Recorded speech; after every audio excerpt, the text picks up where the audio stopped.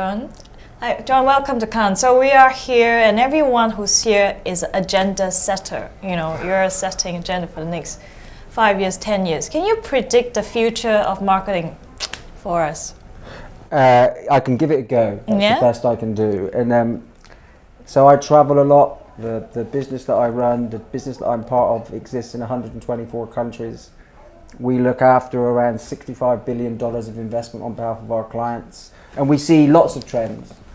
But perhaps the trend that we see most commonplace in most places is trust. So whether it's with Uber or whether it's with WeChat or whether it's with processes and tools in France or Germany, consumers are giving up data upon themselves. And what we think is the new era will be one of trust. So you need to have trusting relationships with the brands that you love and the brands that you want to enjoy. Our response to that, as Dan, as the holding company, is a policy we call innovating the way brands are built. And that's a very grand statement, but what it means simply is we think there's going to be a digital economy and every one of our clients needs a solution for the digital economy. That's challenging because for some people that's a new and exciting place, and in some places there are legacy issues. But we think it will all happen around what I would call the era of trust. You're going to need to trust those brands. You're going to need to trust the people that have your data. You're going to need to trust that they're going to do the right thing for you. So that's the theme that we see current all around the world. Indeed, and trust means, you know, handing over data. And well, the Chinese are known for being willing to hand over the data. Then what would you do with that then in the next mobile era? I mean, would that data be translated into content, and what kind of technology would you use to enable that? I think that the world gets more interesting. So we are here, we're here in Cannes. Clearly Tencent are one of the world's global digital players. There's everybody else here, Google, Facebook, Twitter. And what we see is ecosystems being created, and those ecosystems are creating huge amounts of data.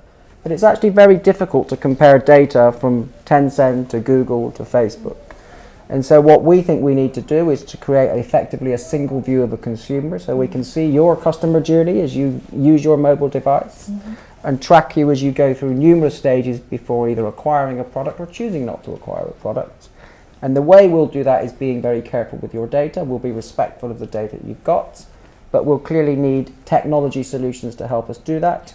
But perhaps most importantly, we need creative solutions that work on mobile. And so we work extensively, obviously, with our own agency brand, Isobar, to work out what that engagement should be in the mobile space. And we use technology and data to help us deliver it. I mean, I really do hope that you achieve this, because the huge problem with the industry is all the silos between business units, between consumer groups, because of the data flow. And well, the wish of the advertisers is that creativity and technology, when you marry them together, then you break down the silos. And how would Amplifi try and accelerate that, perhaps in the next? That is a very good question, and it's a challenge for the whole industry, and it's a challenge for us as well. And just to illustrate or to give it some context, we're here in Cannes, originally the home of creativity. But if you walk along the Croisette now, you'll see lots of ad tech companies. So data's here, tech is here, creativity is here. You'll also often hear from some old school creative people that there's no place for data in the creative process. And you'll hear some people on the data side say, the only thing you need is data to inform your correct creative decision. I think neither of those things are right. We need to establish a new platform. And so if we base it on my personal behavior, the person I speak most often in the dense Swedish network is Jean Lin, who runs Isobar, that you know Jean very well. And we try to come together as individuals to show the network how we think people should behave. And what I'm trying to do with Amplifi is provide Jean with assets in the tech space, in the data space, that make it much easier for her to deliver on a creative promise and deliver on the arena of brand commerce. But it takes culture. So we need to change. We can have all the tools and all the technology and all the announcements and people like me standing on stage, but we think we will change our business by changing the culture, and we need to act out that culture as leaders, and that's what Jean and I are doing.